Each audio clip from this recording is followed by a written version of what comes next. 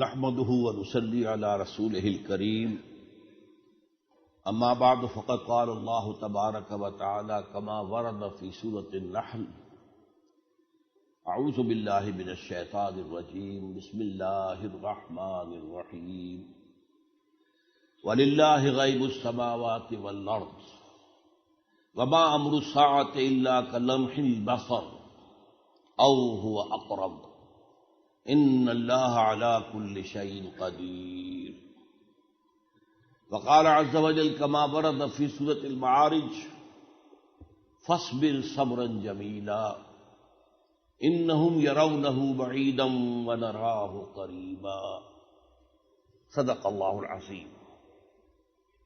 وعن انس رضی اللہ تعالی عنہ قال قال رسول اللہ صلی اللہ علیہ وسلم بعثت انا والساعة كهاتين وذم السبابة والوسطى رواہ البخاری رحمہ اللہ. عن مستورد ابن شداد رضی اللہ عنہ قال قال رسول اللہ صلی اللہ علیہ وسلم بعثت في نفس ساعته فسبقتها كما سبقت هذه رواہ الترمذی رحمہ اللہ. رب اشرح لي صدري ويسر لي امري واحلل عقدة من لساني يفقهوا قولي. اللهم ربنا الهمنا رشدنا واعذنا من شرور انفسنا. اللهم ارنا الحق حقا وارزقنا اتباعه وارنا الباطل باطلا وارزقنا اجتنابه. آمین یا رب العالمین. میں نے آج جو دو جگہ سے آیات کا حوالہ دیا ہے اور دو چھوٹی چھوٹی حدیثوں کا حوالہ دیا ہے، وہ اس لیے کہ میں خاص طور پر قیامت کے قریب کے جو ہونے والے واقعات ہیں ان کے بارے میں ایک خاص جو واقعہ ہے اس کے ضمن میں کچھ عرض کروں. دیکھیے، قرآن مجید میں قیامت کا ذکر اتنی مرتبہ آیا ہے کہ اس کا شمار ممکن نہیں. شاید ہی کوئی صفحہ قرآن کا اس کے ذکر سے خالی ہو. یہ اتنی تکرار، اس کا نتیجہ کیا نکلا کہ صحابہ کرام کو تو ہر وقت مستحضر رہتی تھی قیامت، شاید کہ قیامت آنے والی ہے. یہاں تک کہ ذرا تیز ہوا چلتی تھی، آندھی آتی تھی تو صحابہ گھبرا ہوتے تھے کہ شاید قیامت آ گئی. واقعہ یہ ہے کہ ایمان کا تقاضا یہی ہے کہ قیامت اس درجے مستحضر ہے. دو قیامتیں، ایک قیامت انفرادی موت، وہ جو میری اور آپ کی قیامت ہے. حضور نے اس کو بھی قیامت سے تعبیر کیا ہے، من ماتا فقد قامت قیامت ہو، جو مر گیا اس کی قیامت تو آ گئی. اس لیے کہ ظاہر بات ہے کہ جو کچھ عمل کرنے کی مہلت تھی وہ ختم ہو گئی، اب تو نتیجہ نکلنا ہے. اس کے علاوہ جو ہے اب آپ کے پاس کوئی اور موقع نہیں رہا ہے کہ آپ کوئی اپنے نامہ اعمال کی جو دھبے ہیں، سیاہیاں ہیں، انہیں دھو سکیں. تو یہ قیامت جو ہے در حقیقت ہمارے ایمانیات کے اندر بہت مرکزی اس کی اہمیت ہے. اور جیسا کہ میں نے عرض کیا، قرآن مجید میں جس تکرار کے ساتھ اور جس تفصیل کے ساتھ اس کا ذکر ہوا ہے، اس کے نتیجے میں صحابہ کرام کے تو سامنے یہ موجود رہتی تھی گویا کہ آنے والی. اسی اعتبار سے لیکن یہ کہ جب غفلت کا دور آتا ہے امت مسلمہ پر تو انسان قیامت کو بھول جاتا ہے، جیسے کہ ہم اپنی قیامت کو بھی بھولے ہوئے ہیں. ہم میں سے کون ہے جسے یہ یاد رہے کہ موت آنے والی ہے اور کسی بھی وقت آ سکتی ہے؟ ہم تو سمجھتے ہیں کہ ابھی گویا کہ یہاں تک کہ ہم کسی کو کندھا دے کر جا کر قبر تک پہنچا کر آتے ہیں تو اس وقت تو ذرا سا ارتعاش ہوتا ہے ہمارے اعصاب کے اندر کہ کل یہی واقعہ میرے ساتھ بھی ہو سکتا ہے، یا یہ کہ اس کی جگہ آج میں بھی ہو سکتا تھا. لیکن پھر اس کے بعد ہم اپنے دھندوں میں، اپنے کاروبار میں، اپنے روٹین میں، اپنے معمولات میں اتنے مصروف ہو جاتے ہیں کہ گویا کہ ہمیں ہمیشہ یہاں رہنا ہے، ہمارا یہاں دوام ہے، قیام جو ہے یہاں کا دائمی ہے اور موت کبھی نہیں آنی. اسی حوالے سے کہا گیا ہے وَلِلَّهِ غیب السماوات والارض، آسمانوں اور زمین کے غیب کا علم تو صرف اللہ کے پاس ہے. وَمَا أَمْرُ السَّاعَةِ إِلَّا كَلَمْحِ الْبَصَرِ أَوْ هُوَ أَقْرَبُ، اور قیامت کا معاملہ تو یہ اس کے سوا کچھ نہیں ہے کہ جیسے پلک جھپک میں جتنی دیر ہو یا اس سے بھی قریب تر. ان اللہ علی کل شیء قدیر، اللہ تعالی ہر شے پر قادر ہے. اس مضمون کو آگے بڑھایا گیا سورہ معارج میں، فاصبر صبرا جمیلا، اے نبی صبر کیجئے، بڑی خوبصورتی کے ساتھ صبر کیجئے. اصل میں ابتدا میں ذکر ہے سأل سائل بعذاب واقع، مانگا ایک مانگنے والے نے عذاب جو واقع ہونے والا ہے. للکافرین لیس لہ دافع، اور کافروں سے اسے ہٹانے والا کوئی نہیں. اس میں اگرچہ تفسیروں میں مختلف آراء ہیں، لیکن ایک رائے جس کو میں بھی قبول کرتا ہوں وہ یہ ہے کہ یہاں عذاب مانگنے والے خود محمد صلی اللہ علیہ وسلم تھے. لوگوں کی مخالفت سے، لوگوں کی جو دشمنی چل رہی تھی، جس طریقے سے وہ ستا رہے تھے صحابہ کو، اس میں یہ کہ اللہ تعالیٰ نے اسے گویا کہ حضور صلی اللہ علیہ وسلم نے کہا کہ اب وہ فیصلے کی گھڑی آ جانی چاہیے اور کس بات کا انتظار ہے. تو یہ جو ہے رائے ہے مفسرین کی، اور یہی میری رائے بھی ہے. بعض لوگ سمجھتے ہیں کہ یہ بات تو رسول کے مقام سے بہت بعید ہے کہ وہ قیامت کی درخواست کرے اللہ سے اور عذاب کی درخواست کرے، لیکن وہ بھول جاتے ہیں کہ اسی صورت کے ساتھ جو ہے جوڑا جو ہے وہ سورہ نوح ہے، اور نوح میں جو عذاب کی اللہ تعالیٰ کے عذاب کی جو دعا حضرت نوح علیہ السلام نے کی ہے، رب لا تذر علی الارض من الکافرین دیارا، اے اللہ اب تو اس زمین پر کسی کافروں کا ایک گھر بھی آباد نہ چھوڑ، ان لوگوں کو جو ہے برباد کر دے، تباہ کر دے. یہ ساری دعا موجود ہے سورہ نوح کے اندر. تو حضرت نوح بھی تو اللہ کے رسول تھے نا. بہرحال رسول بھی ہوتا ہے، لیکن بشر بھی تو ہوتا ہے، اس کی بشریت بھی تو اس کے ساتھ ہے. آخر اس کے احساسات بشر کے احساسات بھی ہوتے ہیں. جو دعا آپ نے طائف میں مانگی تھی وہ میں نے کئی دفعہ آپ کو سنائی ہے، اس سے آپ کو اندازہ ہو سکتا ہے کہ آپ کے دل کو کتنی تکلیف پہنچی ہوئی تھی اس وقت، جس میں کہ وہ دعا آپ کی زبان مبارک سے نکلی. بہرحال یہ تفسیر کا ایک اختلافی موضوع ہے، لیکن یہ اس میں کہا گیا پھر فاصبر صبرا جمیلا، اے نبی ابھی ہمارے حساب میں وہ وقت نہیں آیا ہے، ہماری مشیت میں وہ وقت نہیں آیا ہے. آپ صبر کیجئے، جھیلیے، برداشت کیجئے مخالفت کو، استہزاء کو، تمسخر کو، جو بھی آپ کو تکلیفیں دی جا رہی ہیں. ہمیں خوب معلوم ہے کہ آپ کو تکلیف دی جا رہی ہے. وَلَقَدْ نَعْلَمُ أَنَّكَ يَضِيقُ صَدْرُكَ بِمَا يَقُولُونَ، ہمیں خوب معلوم ہے کہ جو کچھ یہ لوگ آپ کے بارے میں کہہ رہے ہیں اس سے آپ کا سینہ بھیجتا ہے، اتنی تکلیف ہوتی ہے. اب یہ سینے کا بھیجنا سمجھ لیجئے، تھرومبوسس جو مرض ہوتا ہے اس میں جو درد ہوتا ہے وہ ایسا ہوتا ہے جیسے کہ کوئی چیز سینے کو اندر سے بھیج رہی. وہ درد جو ہے حضور کو ہوتا تھا یہ باتیں سن کر. مجنون ہیں، پاگل ہیں، شاعر بن گئے ہیں، پتہ نہیں کہاں سے سیکھ کر آ گئے، شاعری اچھی کہتے ہیں. اور اصل میں تو انہوں نے ایک عجمی غلام کو اپنے گھر میں ایک کوٹھری میں بند کر رکھا ہے. وہ عجمی غلام جو ہے وہ تورات اور انجیل کا جاننے والا ہے. ان سے ڈکٹیشن لیتے ہیں اور ہم پر آ کر دھوستے مارتے ہیں کہ یہ مجھ پر وحی آئی وغیرہ وغیرہ جیسی باتیں آپ کو سننی پڑتی تھی اور برداشت کرنی پڑتی تھی.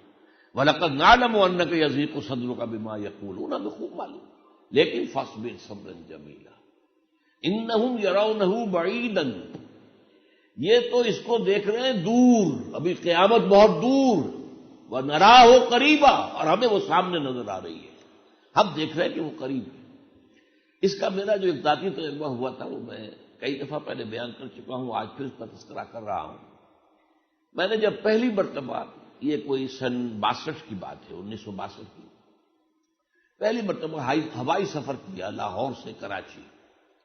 یہ فوکر چھوٹا طیارہ جو ہے وہ جایا کرتا تھا اس وقت، اور آپ حیران ہوں گے کرایہ تھا، واپسی کا کرایہ غالباً یا ایک طرف کا واللہ عالم مجھے یاد نہیں رہا، 90 روپے کرایہ تھا لاہور سے کراچی کا ہوائی جہاز کا سفر.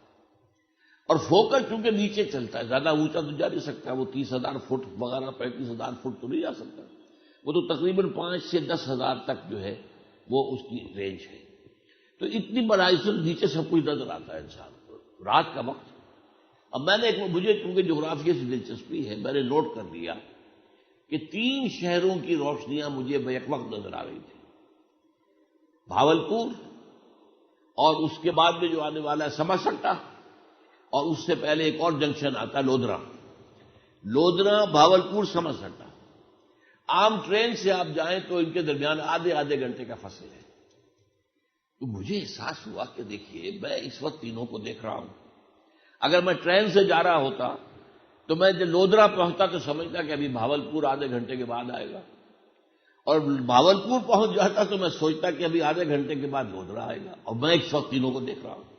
اس سے میرا ذہن گیا اللہ تعالیٰ پوری کائنات کو میں ایک وقت دیکھ رہا ہوں. اس کے لیے ماضی، حال، مستقبل کوئی شے نہیں ہے.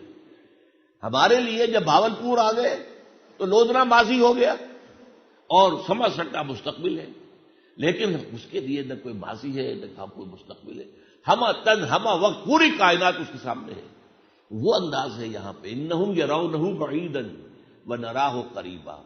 میری جب پہلی مرتبہ کتاب چھپی سابقہ اور موجودہ مسلمان امتوں کی کا ماضی، حال اور مستقبل، تو ہمارے یہاں کے ایک دانشور ہیں، ادیب ہیں، پرانے آئی سی ایس آفیسر ہیں، مختار مسعود صاحب، میں نے ان کو پڑھنے کے لیے دی. تو ان کا تبصرہ یہ تھا میری کتاب پر، آپ نے تو قیامت کو بہت قریب دکھا دیا ہے.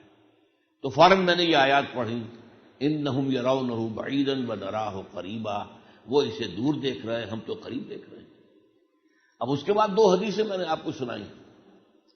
ایک حدیث میں جو حضرت انس سے مروی ہے رضی اللہ تعالی عنہ اور بخاری شریف کی روایت ہے، بعثت انا والساعۃ کہاتین. آپ نے اپنی یہ دو انگلیاں جوڑ کر، یہ جو شہادت کی انگلی ہے اور یہ جو درمیانی انگلی ہے، ان کو جوڑ کر کہا میں اس طرح مبعوث ہوا ہوں کہ میں اور قیامت یوں جڑے ہوئے ہیں، یعنی میرے اور قیامت کے درمیان کوئی وقفہ نہیں ہے، کوئی فصل نہیں ہے. اس لیے کہ در حقیقت حضور کی بعثت تو قیامت کی پہلی نشانی ہے. آخری رسول آ گئے تو ظاہر بات ہے کہ اب آخری رسول کا مطلب کیا ہے کہ اب تو قیامت ہی آئے گی، کوئی اور رسول تو آنے والے نہیں. یہی حدیث آ رہی ہے ترمذی میں حضرت مستورد ابن شداد سے، اور وہاں حضور فرماتے ہیں بعثت فی نفس الساعہ، میں تو عین قیامت میں بھیجا گیا ہوں. یہ قیامت شروع ہو چکی ہے، گویا کہ یہ ایک دن ہے اب میرے اور قیامت کے مابین، اس سے زیادہ کا وقفہ نہیں ہے. ہاں دن اللہ کا جو ہے 1000 برس کا بھی ہوتا ہے، اور اس میں سورہ معارج میں ہے کہ وہ 50,000 برس کا بھی ایک دن ہوگا قیامت کا دن. بہرحال فرمایا سبقتھا کما سبقت ہذہ ہذہ. پھر آپ نے دونوں انگلیوں کو جوڑا کہ میں تو نفس قیامت میں پیدا ہوا ہوں، عین قیامت میں، بس میں ذرا پہلے آ گیا ہوں جتنا کہ یہ انگلی جو ہے اس دوسری انگلی سے زیادہ نکل آئی ہے، بس اتنا فرق ہے. تو یہ ہے وہ حقیقت قیامت کی جو قرآن اور حدیث ہمارے سامنے پیش کرتے ہیں، جس کو ہم بھلائے ہوئے ہیں. اب اس سے پہلے جو واقعات آنے والے ہیں، آپ سوچئے کہ 4 ابواب احادیث کی کتابوں کے ہیں آخر میں جو آتے ہیں، کتاب الفتن، کتاب الملاحم، کتاب اشراط الساعہ، کتاب علامات القیامہ.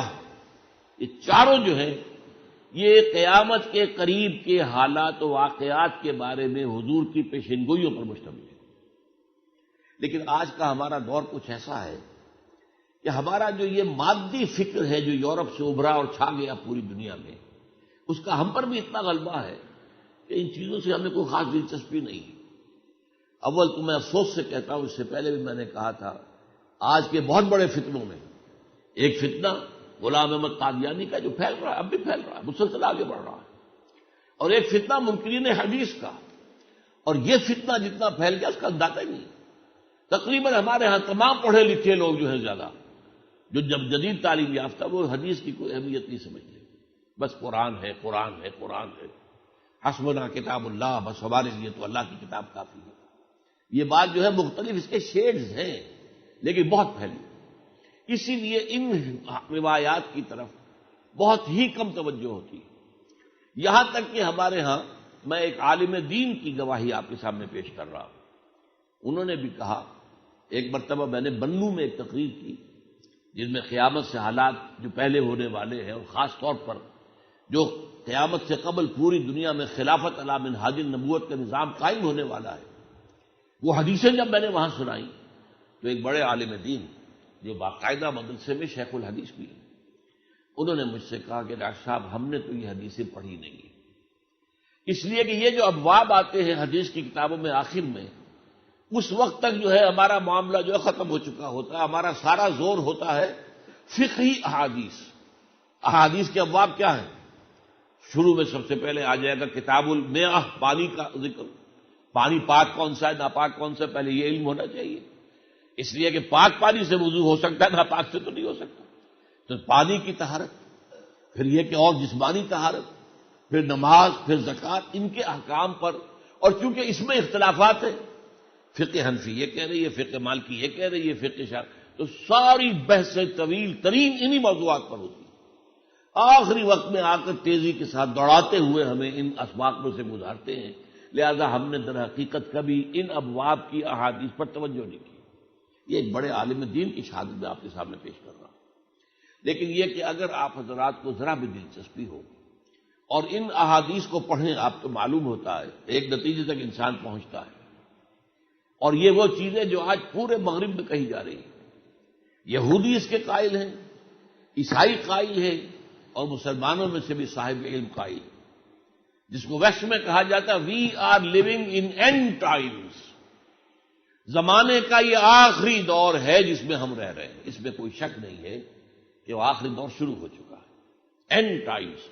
اس نام سے ایک پروگرام بھی کیا تھا ڈاکٹر شاہد مسعود نے، جس میں میرا بھی بڑا حصہ تھا، آپ کو شاید یاد ہوگا، ARY پر جب وہ کام کرتے تھے، اور اس کی بڑی شہرت ہوئی تھی، انہوں نے بھی بہت محنت کی تھی، یہاں آ کر میرے آفس میں بیٹھ کر ریکارڈ کروایا تھا، اس میں میری بہت سی باتیں شامل ہیں۔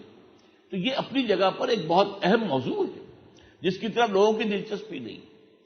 آج خاص طور پر میں آپ کو جو اس وقت کا جو دنیا کا سیناریو ہے وہ دکھانا چاہتا ہوں کہ کس تیزی کے ساتھ حالات ادھر جا رہے ہیں جدھر احادیث نبویہ نے خبر دی۔ احادیث نبویہ میں جو خبریں دی گئی ہیں ان میں ایک بہت اہم خبر جو ہے وہ ایک بہت بڑی جنگ جو ہوگی، جو عیسائیوں اور مسلمانوں کے درمیان ہوگی۔ اب یہ کچھ عرصے پہلے تک قطعاً کسی کے وہم و گمان میں آنے والی بات نہیں تھی کہ عیسائیوں سے کیا جنگ ہوگی، کوئی دشمنی ہے نہیں، یہودیوں سے یہ کہیے کہ دشمنی ہے، یہود دشمن ہے، عیسائیوں کے بارے میں تو قرآن بھی کہتا ہے، ایک آیت تو موجود ہے سورہ مائدہ کے اندر کہ یہ تو اہل ایمان سے محبت کرنے والے ہیں، اگرچہ ایک دوسری آیت بھی ہے کہ تم یہود اور نصارہ کو دوست نہ بناؤ اس لیے کہ وہ آپس میں ایک دوسرے کے دوست ہیں، لیکن یہ آیت بھی موجود ہے کہ اہل ایمان کے بدترین دشمن تو یہودی اور مشرکین ہیں، اور اہل ایمان سے قریب ترین جو ہے وہ در حقیقت عیسائی ہے۔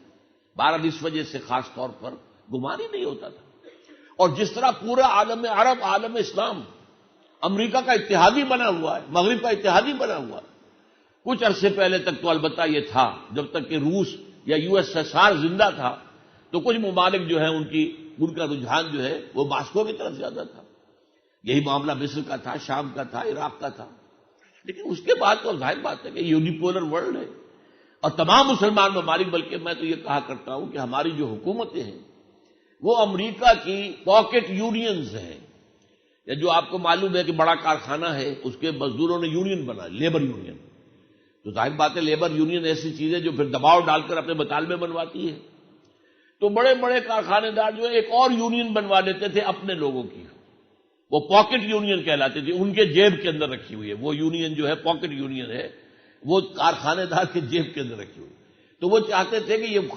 جو مزدور ہیں ان میں جو ہے ان میں اختلاف ہو، ان میں ٹکراؤ ہو جائے، تاکہ ان کے اندر وہ مجموعی طاقت جو ہم سے مطالبات بنوانے کی ہے وہ ختم ہو جائے۔ تو واقعہ یہ ہے کہ آج عالم اسلام کی تمام حکومتیں الا استثناء اگر کوئی ہو سکتا ہے کسی درجے میں تو وہ صرف ایران ہے، باقی اور کوئی نہیں، باقی سب کی سب پاکٹ یونینز ہے۔ ایران کا حال بھی بہت تیزی کے ساتھ بدل رہا ہے، اور وہاں پر بھی اب جو فسادات ہوئے ہیں اور جو وہاں مظاہرے ہوئے ہیں، ظاہر بات ہے اس کے پیچھے امریکہ کا CIA کا ہاتھ ہے۔ CIA نے اس سے پہلے ڈاکٹر مصدق کو ختم کرا دیا تھا، ایران نے ایک بڑا انقلابی قدم اٹھایا تھا جبکہ اس نے تیل کی جو کارخانے ہیں برطانیہ وغیرہ کے ان نیشنلائز کر دیا تھا، بہت بڑی بغاوت تھی، لیکن پھر کیا کیا CIA نے، ڈاکٹر مصدق ختم اور بادشاہ دوبارہ آ کر سر پر مسلط ہو گیا۔ اسی طریقے سے معلوم ہوتا ہے کہ وہاں پر علماء کی حکومت کو ختم کر کے اور پھر اسی طرح کی حکومت، ظاہر بات ہے کہ وہاں کے نوجوانوں کے اندر، کیونکہ نوجوانوں کی اکثریت جو ہے اس وقت وہاں پر وہ ہے جو انقلاب کے بعد پیدا ہوئی ہے، انہیں انقلاب سے پہلے کے حالات کا کوئی تجربہ نہیں ہے اور بادشاہ کے دور کے حالات کا کوئی تجربہ نہیں ہے، تو وہ جو ہے آج مغربی جو معاشرت ہے اس کا جو نقشہ دیکھتے ہیں، کس قدر یوں سمجھیے کہ آپ ٹی وی دیکھیے، امریکہ کا ٹی وی دیکھیے، کتنا روب پڑتا ہے، یہ کیسا معاشرہ ہے، کتنا ترقی یافتہ معاشرہ ہے، اس کا جو گلیمر ہے، اس میں جو چمک دمک ہے، نظر کو خیرہ کرتی ہے چمک تہذیب حاضر کی، یہ صنائی مگر جھوٹے نگوں کی ریزہ کاری ہے۔ یہ تو کسی کی سمجھ میں آتا کہ جھوٹے نگ ہیں، سچے نہیں ہیں، یہ موتی نہیں ہے، لیکن عام آدمی کی نظر میں تو ظاہر بات ہے کہ تو معلوم ہوتا ہے یہ دنیا کی جنت ہے۔ جنتوں میں جانے کے لیے ہمارے لوگ مرتے ہیں، 60 آدمی 100 آدمی مر گئے، ایک کشتی میں جا رہے تھے غیر قانونی طور پر داخل ہونے کے لیے یورپ کے کسی ملک میں، یونان میں یا اٹلی میں، اور کشتی ڈوب گئی، 100 مر گئے۔ یا کسی جو ہے ریلوے کے بند ڈبوں کے اندر، جو مال گاڑی کے ڈبے ہوتے ہیں ان کے اندر بند ہو کر جا رہے تھے، اور یہ کہ وہ دھبس کی وجہ سے اندر ہی اندر مر گئے۔ یہ سارا روز آپ خبریں پڑھتے کیوں؟ کہ وہ جانتے ہیں وہ تو یورپ جو ہے وہ تو ایک جنت ہے دنیا کی، اور امریکہ تو جنت ہے دنیا کی، وہاں جا رہے ہیں۔ تو اس کے حوالے سے ہمارے اوپر روب جو ہے اس کا طاری ہے۔ لیکن بہرحال یہ نوٹ کیجئے کہ اس کی خبر دی ہے حدیث کے اندر، اس کو الملحمہ بھی کہا گیا ہے، دی وار، الملحمہ۔ اس لفظ کی بھی میں نے وضاحت پہلے کی ہے، یہاں لحم کہتے ہیں گوشت کو، اور آج کل بھی جو عرب ممالک میں گوشت کی دکان ہوتی ہے قصاب کی، وہ ملحمہ کہلاتی ہے، کیونکہ گوشت کے ٹکڑے کر کر کے تو ظاہر بات ہے کہ وہ بیچتا ہے۔ تو جنگ کے اندر بھی گوشت کے چیچڑے اڑ جاتے ہیں، کسی کا بازو اڑ گیا، کسی کی ٹانگ اڑ گئی، کسی کے پیٹ میں اگر بم کا جو ہے کوئی ٹکڑا لگا ہے، تو وہ سارا معاملہ جو ہے انسانی جسم جو ہے جس طریقے سے اس کے چیچڑے اڑتے ہیں جنگ کے اندر، تو اس کا نام ملحمہ ہے، الملحمہ۔ اور کہیں اسے کہا گیا الملحمۃ العظمی، عظیم ترین جنگ، اور کہیں کہا گیا ہے الملحمۃ الکبریٰ، اکبر سے کبریٰ، اعظم سے عظمی، سب سے بڑی جنگ، سب سے عظیم جنگ یہ ہونے والی ہے۔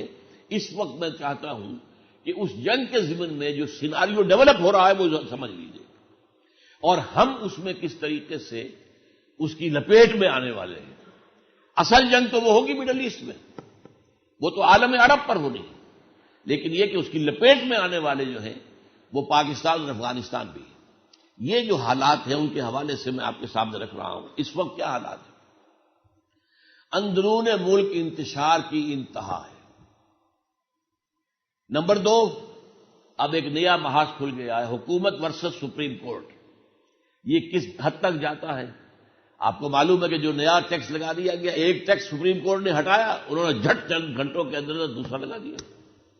اب آیا وہ قانوناً انہیں حق ہے یا نہیں ہے، یہ تو سپریم کورٹ میں طے ہوگا، لیکن بہرحال عوامی مظاہرے شروع ہو گئے۔ اتنا زبردست ٹیکس ایک دم لگایا ہے، سپریم کورٹ نے سو موٹو ایکشن لے لیا، اسے کہا غلط ہے، یہ اس کو روک دیا گیا۔ ظاہر بات ہے ایک کام تو انہوں نے کیا حکومت نے کہ اس کے خلاف جو ہے کوئی اقدام نہیں اٹھایا سپریم کورٹ کے، لیکن ایک اور ٹیکس ایک اور نام سے نافذ کر دیا۔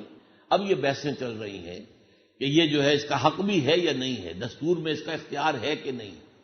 بہرحال وہ تو مقدمہ ہوگا، لیکن عوامی مظاہرے شروع ہو چکے ہیں، اور یہ عوامی مظاہرے جو ہمارے ہاں بعض سیاسی قوتیں ایسی ہیں، جماعت اسلامی بھی ہے، تحریک انصاف بھی ہے، وہ اسی انداز کے اندر چاہتے ہیں کہ عوام کے اندر امریکہ کی نفرت، اس لیے کہ یہ ٹیکس کون لگوا رہا ہے؟ یہ آئی ایم ایف لگوا رہا ہے، آئی ایم ایف سے ہمیں قرضے دلوائے گا، ان کی شرطیں ہیں یہ، اس لیے کہ آئی ایم ایف کے چنگل میں تو اگر آپ پھنس جائیں تو اس کے بعد نکلنا بہت مشکل ہوتا۔ یہ کتاب حال ہی میں نے پڑھی ہے، confessions of an economic hit مین، یہ اب اس طرح سمجھ لیجیے اس کی، یہ جان پرکنز کی کتاب ہے، ہٹ مین، حملہ کرنے والا آدمی، ہٹ کرنے والا، اکنامک۔ امریکہ نے خاص پالیسی اپنائی ہے 1970 کے بعد سے کہ ایک ایسا طریقہ اختیار کیا جائے کہ ملکوں کی اکانومی ایک دم بیٹھے، پھر انہیں آئی ایم ایف سے قرضہ دلوایا جائے، اور وہ پھر اتنا ہوگا کہ اسے کبھی بھی وہ ادا نہیں کر سکے۔ اس کی سازش تیار ہوئی، اس کے لیے لوگ تیار کیے گئے کہ وہ پہلے جائیں کسی ملک میں، انہیں سب بات دکھائیں، آپ کیا یہ ڈیولپمنٹ ہو سکتی ہے، یہ ہو سکتا ہے، بجلی اتنی بڑھا لیجئے، فلاں اتنا کر لیجئے، ہائی ویز بنا لیجئے، یہ کر لیجئے، وہ کر لیجئے، اور پیسہ ہم دے دیتے ہیں آپ کو، اور آپ کا جو ہے اتنا ریونیو بڑھ جائے گا، اتنے پیسے آ جائیں گے کہ آپ آسانی کے ساتھ قرضہ ادا کر لیں گے۔ ہوتا کیا تھا کہ وہ طے ہوئے قرضے اور قرضوں کا بیشتر حصہ واپس چلا گیا، اس لیے کہ طے یہ ہوتا تھا کہ ان تمام پروجیکٹ کے لیے نو ہاؤ ہم دیں گے، ایکسپرٹ ہم دیں گے، کنٹریکٹرز ہم دیں گے، سارا پیسہ تو واپس گیا، اور اس کے بعد جو ہے وہ قرضے ادا کرنا ناممکن ہو جاتا ہے۔ اس حوالے سے وہ جکڑتے ہیں اور پھر اپنے پھندے کے اندر شکنجے میں کس لیتے ہیں۔ آپ کی آنکھیں کھل جائیں گی اگر یہ کتاب آپ کو کبھی مل جائے، confessions of an economic hit مین، یہ شخص بھی انہی میں شامل تھا، لیکن اس کے ضمیر نے پھر ابا کی، بغاوت کی کہ کیا کام ہم کر رہے ہیں، نوع انسانی کی تباہی اور بربادی کا سامان کر رہے ہیں، تو وہ وہاں سے علیحدہ ہو کر پھر اس نے کتاب لکھی۔ تو یہ کتاب مل جائے اگر جان پارکر کی پڑھیے، اس میں سب سے بڑھ کر جس ملک کو انہوں نے جکڑا ہے وہ سعودی عرب ہے۔ سعودی عرب تو ہل نہیں سکتا، عجیب طرح کا معاہدہ اس سے ہوا ہے، دنیا میں کسی اور ملک سے ایسا معاہدہ یو ایس کا نہیں ہے جیسا کہ سعودی عرب سے۔ وہ میں پھر کبھی عرض کروں گا، اس وقت میں اپنے ہاں کے حالات آپ کو بتا رہا ہوں۔ ملک میں خلفشار ہے اور مہنگائی کا طوفان اور بڑھے گا، اور ظاہر بات ہے کہ مظاہرے شروع ہو چکے ہیں، ان کے اندر بھی ظاہر بات ہے کہ زیادہ آ سکتی ہے لوگوں کی جو بھوک ہے، اور پھر بجلی کا بحران ہے اور پانی کا بحران ہے، ان سب سے بری طریقے سے پہلے سے لوگ پریشان ہیں۔ پھر یہ کہ یہ جو ہماری مالا کنڈ کی جنگ ہے اور وزیرستان کی، ٹھیک ہے، یہ تو میں نے پہلے دن کہہ دیا تھا کہ کامیاب تو ہو جائیں گے، کہاں فوج کہاں یہ لوگ، مقابلہ تو نہیں ہے۔ جیسے امریکہ کے مقابلے میں طالبان افغانستان کے نہیں کھڑے رہ سکے، وہ چلے گئے اپنے قبیلوں میں جا کر چھپ گئے، یا کچھ لوگ آ گئے پاکستان میں پناہ گزین ہو گئے، اسی طرح کا معاملہ وہاں کا ہے۔ تو یہاں پر جو ہو رہا ہے یہی ہو رہا ہے۔ ظاہر بات ہے کہ یہ بات ختم ہونے والی نہیں، یہ جنگ ختم ہونے والی نہیں، بعد میں بھی انسرجنسی چلے گی۔ جیسے یہی علاقہ ہے جس میں کہ انگریز کو بھی قدم جمانے بہت مشکل سے ملے تھے، مالا کنڈ پہاڑ پر وہ چوکی اب بھی بنی ہوئی چرچل پوسٹ کہلاتی ہے، وہاں چرچل صاحب، جبکہ وہ لیفٹیننٹ تھے صرف، وہ یہاں پر پوسٹڈ رہے تھے۔ مالا کنڈ سے اوپر کے لوگوں میں بڑی بغاوت تھی۔ سید احمد بریلوی رحمۃ اللہ علیہ کا جو جہاد تھا اس کے اثرات یہاں پر موجود تھے۔ یہ سارا بنیر کا علاقہ، سوات کا علاقہ، یہ سارا ان کے جہاد کے اندر شریک تھا، لہذا اس کے اثرات تھے۔ اب ملک کے حالات سے ذرا آگے نکل کر دیکھیے افغانستان کیا ہو رہا ہے۔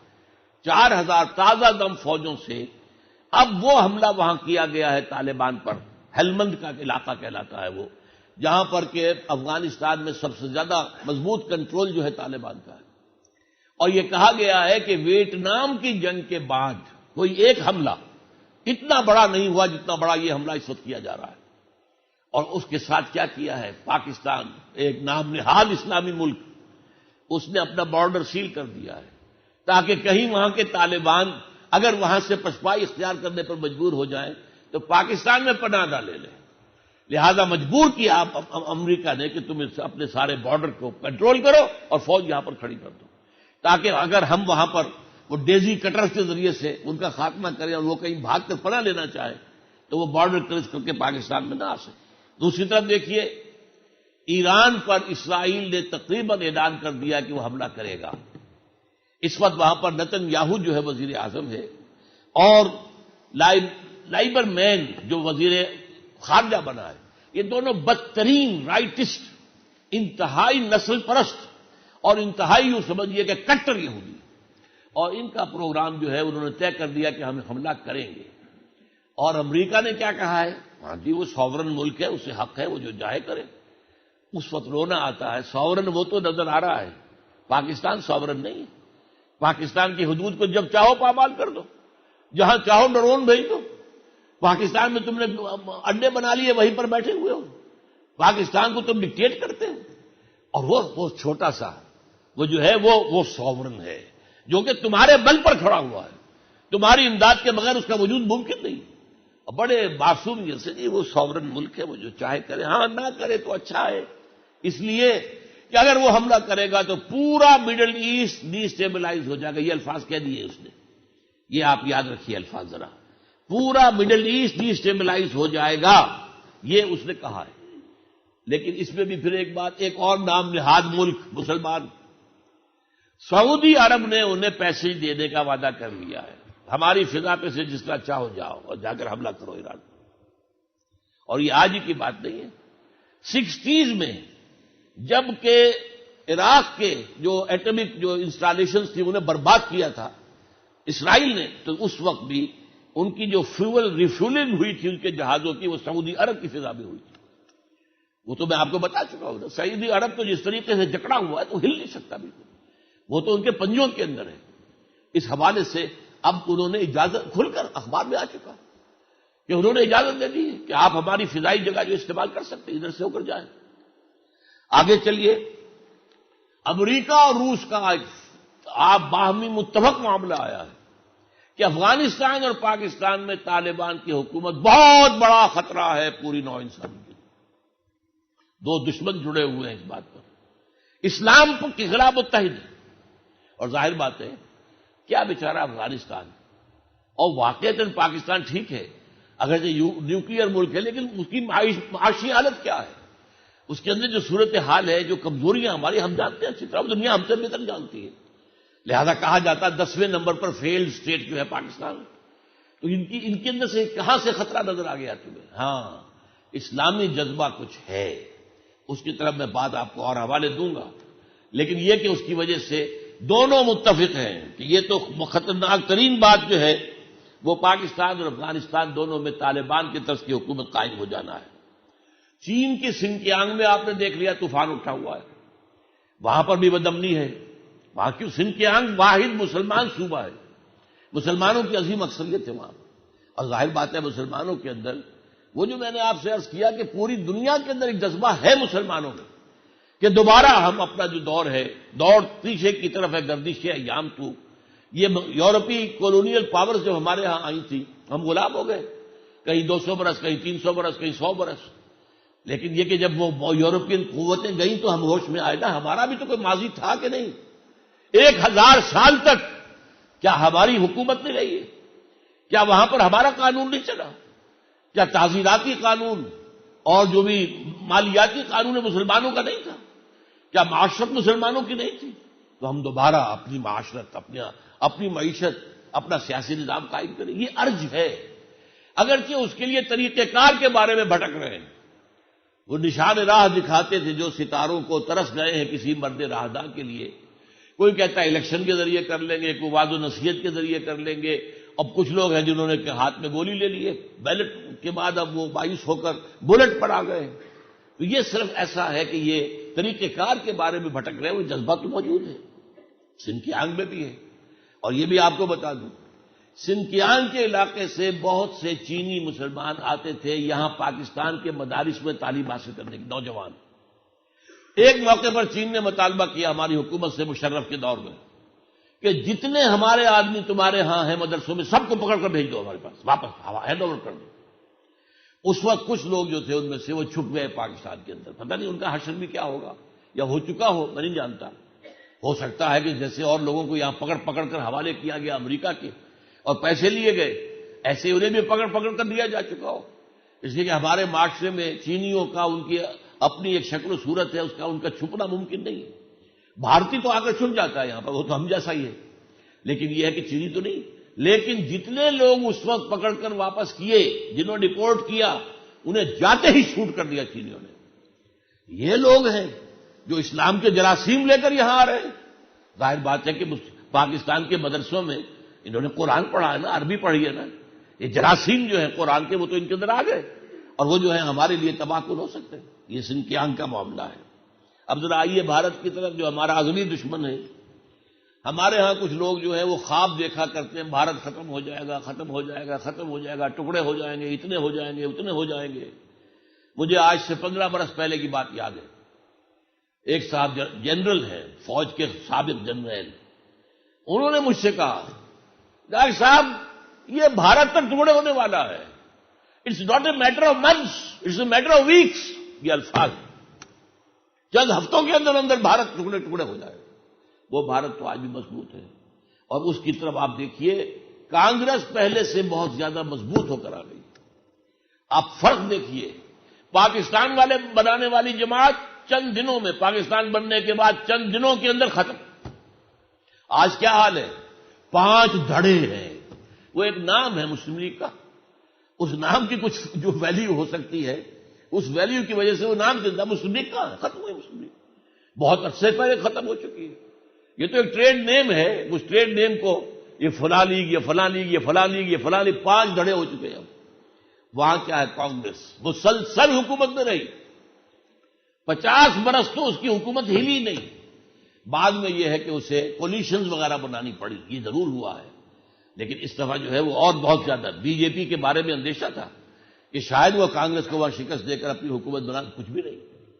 وہ جو انتہائی کٹر فرقہ پرست اور مسلمانوں کے سخت دشمن جو ہے بی جے پی، ان کو وہاں کے عوام نے گھاس نہیں ڈالی، وہاں کے عوام جو ہے وہ ان کو نہیں قبول کر رہے۔ اور دوسری طرف اس نے اپنے ڈیفنس بجٹ کا اضافہ کیا ہے 34.5%۔ یہ ڈیفنس بجٹ کس کے خلاف ہے؟ کیا چائنا کے خلاف ہے؟ کوئی سوال ہی نہیں، ان کے ساتھ تو بڑے کارڈیل ریلیشنز ہو گئے۔ چائنا کے ساتھ تو انہوں نے اپنے جو بہت پرانے جھگڑے چلے آ رہے تھے سرحدوں کے، وہ بھی طے کر لیے۔ ان کے ساتھ تو اب تجارت بڑے پیمانے پر ہو رہی ہے، ان کے تو دوستیوں کے راز الاپے جا رہے ہیں۔ ایک زمانہ یہ تھا جب یہی دو سب سے بڑے دوست تھے دنیا کے اندر، جب وہ پنچ شیلا اور نہرو نے تحریک چلائی تھی، وہ non aligned movement, NAM non aligned movement, کہ کچھ لوگ ایسے ہیں، بہت سے لوگوں کو تو یہ خواب کی طرح شاید یاد آ جائے، اور وہ بھی میری عمر کے لوگوں کو یاد آئے گا، نوجوانوں کو کیا پتا۔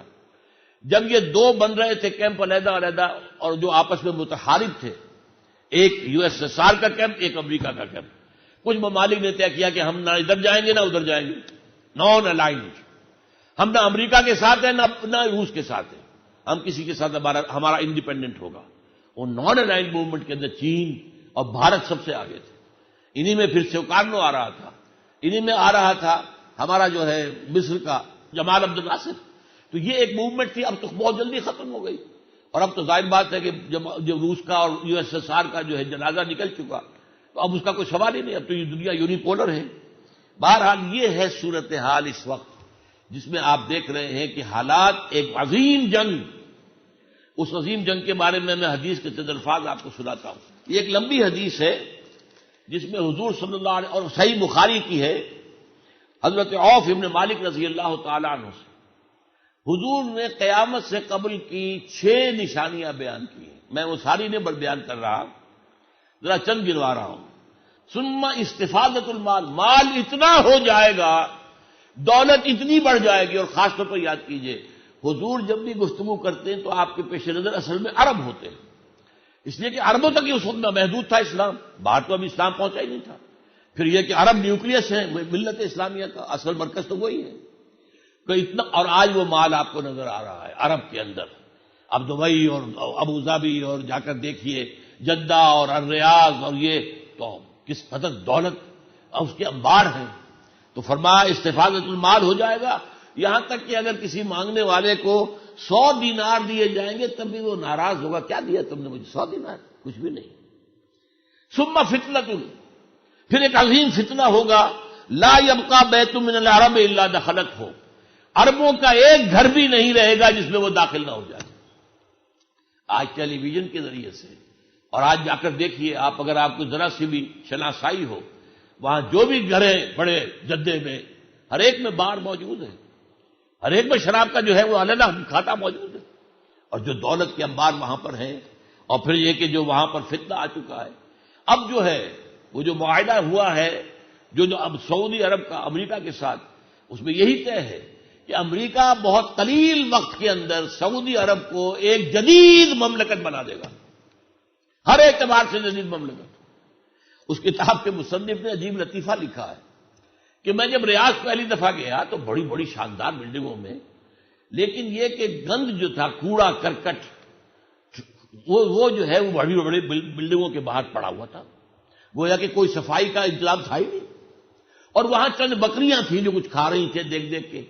تو میں نے اپنے ڈرائیور سے پوچھا یہ کیا کہہ لگے، یہ ٹھیک ہے ہمارے ہاں جو ہے یہ جو ہمارے ہاں ہوتا ہے اس طرح کا، وہ ساری بکریاں صاف کرتی ہیں، ہمارے یہاں کوئی محکمہ نہیں صفائی کا، اس لیے کہ کوئی عرب اس کو برداشت ہی نہیں کر سکتا کہ وہ گندگی اٹھائے اور صاف کرے، عرب تو عرب ہے، لہذا یہ کہ وہ چونکہ کام یہ کر ہی نہیں سکتے، لہذا کوئی ہمارے یہاں صفائی کا نظام نہیں ہے، بس یہی بکریاں بھیڑیں اور جو بھی آ جائیں گائے وغیرہ وہ صاف کرتی۔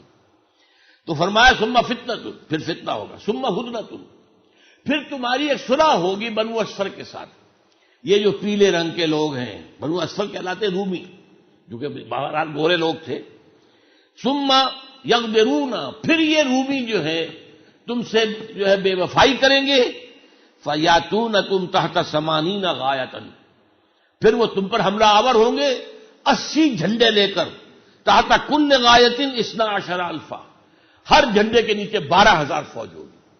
اور مجھے بعد میں بتایا گیا ہے، ایک یہ مضمون ایک اور حدیث میں بھی آیا ہے جو ذی مخبر سے ہے، اور وہ حدیث جو ہے وہ ابن ماجہ کی ہے، بہرحال یہ حدیث کافی ہے کہ عیسائی حملہ آور ہوں گے، وہ 80 جھنڈے لے کر آئیں گے اور ہر جھنڈے کے نیچے 12,000 فوج ہوگی۔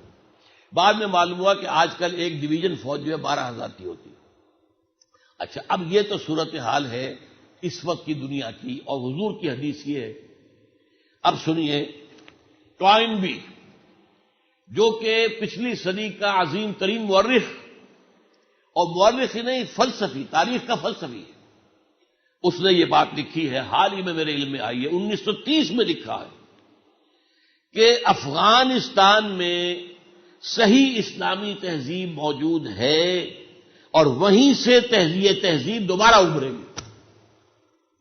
حدیث میں آیا کہ خراسان سے چلیں گی فوجیں، یخرجو ناس من خراسانہ رایات السود، کالے جھنڈے نکلیں گے، اور انہیں لا یردھا شیء، کوئی طاقت انہیں اس کا رخ موڑ نہیں سکے گی، یہاں تک کہ جا کر یروشلم میں نصب ہو جائے گی۔ یہ یہودیوں کے ہاتھوں واپس یروشلم لینا جو ہے، وہ در حقیقت خراسان کے علاقے سے جانے والے لوگ جو ہیں وہ حضرت مسیح کے ساتھ ہو کر جب جنگ کریں گے تب یہ معاملہ ہوگا۔ تو حدیث موجود ہے، خراسان کی حدیث موجود ہے، اور ٹوائن بھی کہہ رہا ہے کہ 1930 میں اس نے لکھا ہے یہ کہ افغانستان میں صحیح اسلامی تہذیب موجود ہے۔ اب آپ سوچئے، آج تو ہمارے ہاں لوگ کہتے ہیں دقیانوسی، بڑی پرانی، بڑی وہ نفرت کے ساتھ ان کی تہذیب کو، اور وہ کہہ رہا ہے برٹن کا سب سے بڑا فلسفی، 20ویں صدی کا سب سے بڑا تاریخ کا فلسفی، کہ وہاں صحیح اسلامی تہذیب موجود ہے اور وہیں سے اسلامی تہذیب دوبارہ ابھرے گی۔ آگے چلیے، یہی ٹوائن بھی لکھتا ہے، یہ اس نے 1950 کے آس پاس لکھا ہے، اور یہ مجھے اسی کتاب میں ملا جس کا میں حوالہ ابھی آپ کو دے چکا ہوں، confessions of an economic hit man. اس میں وہ لکھتا ہے، the real war in the 21st century will be fought not between communism and capitalism but between Christians and Muslims۔ اس کی 2 کتابوں کا حوالہ اس میں دیا گیا ہے، Civilization on Trial and the World and the West۔ ان دونوں کے اندر اس نے یہ بات لکھی ہے، 21ویں صدی میں جو جنگ جس کو کہا جا رہا تیسری عالمگیر جنگ، یہ تو میں سنتا آ رہا ہوں کوئی 20-25 سال سے، اور یہ بھی کہ 2 عالمگیر جنگیں جو ہے یورپ میں لڑی گئی، ہمارے کروڑوں لوگ مارے گئے، یورپین سسٹم مارے گئے نا، پہلی جنگ عظیم، دوسری جنگ عظیم، ادھر بھی خیر فارس کے جاپان کی وجہ سے بھی کچھ ہوا ہے، لیکن اصل تو یورپ کا ستیہ ناش ہوا۔ 6 کروڑ انسان جو ہیں وہ 2 جنگوں کے اندر ختم ہوئے یورپ کے اندر۔ یہ پہلی جنگ عظیم سن 14 سے 17 تک، اور پھر دوسری جنگ عظیم۔ اب کہا گیا تھا تیسری جنگ ہم یہاں نہیں ہونے دیں گے، تیسری جو عظیم ترین جنگ ہوگی وہ ہوگی مڈل ایسٹ میں۔ اور جب یہ ٹائم بھی لکھ رہا ہے 1950 کے اندر، تو اس وقت خیال یہ تھا کہ یہ جنگ تو ہوگی کمیونسٹوں کی، اور دو ہی ممالک ایک دوسرے کے آمنے سامنے تھے، ایک طرف امریکہ اور اس کے ہواری، اور دوسری طرف USSR اور اس کے ساتھی۔ تو غلط یہ کیا پتا تھا کہ کوئی 20-30 سال کے بعد USSR ختم ہو جائے گا، لیکن یہ کہ بہرحال جو فلاسفر ہے ہسٹری کا وہ دیکھ رہا تھا کہ کیا ہونے والا ہے۔ اس نے لکھا ہے تفصیل سے کہ کمیونزم اپنے آپ کو سسٹین نہیں کر سکتا، اس کے پاس کوئی ہائر آئیڈیل نہیں ہے، اس کے پاس کسی مافوق الفطری ہستی کا کوئی تصور نہیں ہے، اور جب تک کسی ایک اونچی ہستی کا تصور نہ ہو کوئی تہذیب اپنے آپ کو سسٹین نہیں کر سکتی۔ یہ لکھتا ٹائم بھی، اور چونکہ اس کے پاس نہیں ہے یہ سسٹین نہیں کر سکے گا، لہذا جو جنگ ہونی ہے 21ویں صدی کے اندر وہ کمیونسٹوں اور کیپٹلسٹوں کے درمیان نہیں ہوگی بلکہ عیسائیوں اور مسلمانوں کے درمیان ہوگی۔ یہ ہے معاملہ جس کی طرف تاریخ جا رہی ہے۔ اس میں جیسا کہ میں نے کہا بہت بڑا اس میں جو احادیث ہے کہ یہ سارے عرب ممالک جو ہیں ایک دفعہ یہ جو ہے عیسائی فتح کر لیں گے، اور یہاں پر گریٹر اسرائیل، ایک عظیم تر اسرائیل قائم ہو جائے گا۔ اس کے بعد حضرت مہدی سلام علیہ کا ظہور ہوگا، اور عرب کے اندر ایک اسلامی حکومت قائم ہوگی۔ جو اس وقت جکڑا ہوا ہے USA کے شکنجے کے اندر اللہ تعالیٰ نجات دے گا، وہاں اسلامی حکومت قائم ہوگی، اور اس کو قائم کرنے کے لیے ایک مشرقی ملک سے فوجیں جائیں گی۔ یخرج الناس من المشرق یؤطئون للمہدی یعنی سلطانی، یہ حدیثیں میں نے پہلے بھی آپ کو سنائی ہیں۔ اور اس کے بعد جو ہے پھر وہ الملحمہ بڑا ہوگا، اس کے اندر جو ہے نقصان مسلمانوں کا بہت ہوگا، اور وہاں پر مسلمانوں سے مراد عرب ہی ہے، کیونکہ وہ کہ میدان جنگ مڈل ایسٹ بننا ہے، یہ ہمارا علاقہ میدان جنگ نہیں بنے گا اس جنگ میں۔ یہ ایک علیحدہ کی بات ہے کہ یہ لوگ اسلام کو ختم کرنے کے لیے جس طریقے سے یہاں پر بھی جو ہمیشہ دوانیاں ہو رہی ہیں کیا کرتے ہیں، لیکن یہ ایک علیحدہ موضوع ہے۔ وہ ملحمۃ العظمیٰ وہی ہونا ہے، مڈل ایسٹ میں ہونا ہے، اور وہاں جو عربوں کی تعداد جو ہے، حضور نے ایک حدیث میں فرمایا ویل للعرب من شر قد اقترب، ہلاکت اور بربادی ہے عربوں کے لیے اس شر سے جو قریب آ چکا ہے۔ یہ قریب ہے، انہم یرونہ بعیدا ونراہ قریبا، وہ اسے دیکھتے ہیں کہ بہت دور ہے، ہمیں وہ نظر آ رہا ہے سامنے، ہم تو اسے قریب دیکھ رہے ہیں۔ یہ حالات ہیں جدھر اس وقت عالمی حالات جا رہے ہیں، اور پورے دنیا پر تسلط جمانے کے لیے امریکہ جس لائحہ عمل پر عمل پیرا ہے، اور اس میں خاص طور پر جس طریقے سے ایک جو پروفیسی ہے وہ سینٹ جان کی جو بائبل میں ہے، بائبل کا آخری باب ہے مکاشفات یوحنا، ریولیشنز آف جان۔ اب یہ جان کا لفظ ایک تو آتا ہے حضرت یحییٰ کے لیے، وہ جو ہے حضرت یحییٰ علیہ الصلوۃ والسلام نبی تھے، اور وہ حضرت عیسیٰ کے غالباً خالہ زاد بھائی بھی تھے، بہت قریبی رشتہ دار تھے، اور وہ حضرت عیسیٰ سے بڑے تھے عمر میں، لیکن تھے دونوں ہم عصر ایک وقت میں موجود تھے دنیا میں۔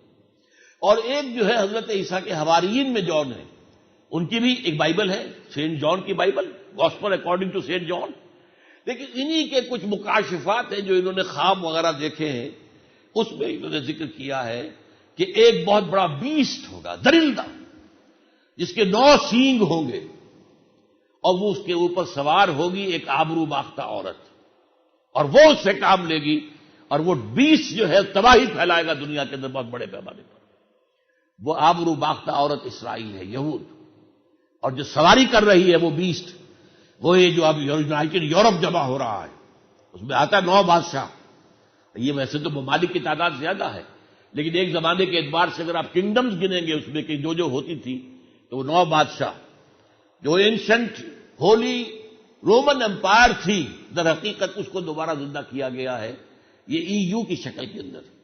تو اس حوالے سے یہاں سے وہ فوجیں آنی ہیں، اور جیسا کہ میں نے کئی دفعہ آپ کو بتایا ہے، جب یہ USSR کا خاتمہ ہوا ہے اور اس کے بعد نیٹو کو اثر نو آرگنائز کر رہے تھے، ایکسٹینڈ کر رہے تھے، تو اس وقت کسی نے پوچھا تھا نیٹو چیف سے کہ اب آپ کا دشمن تو ختم ہو گیا، اب کاہے کے لیے آپ یہ ساری تیاریاں کر رہے ہیں؟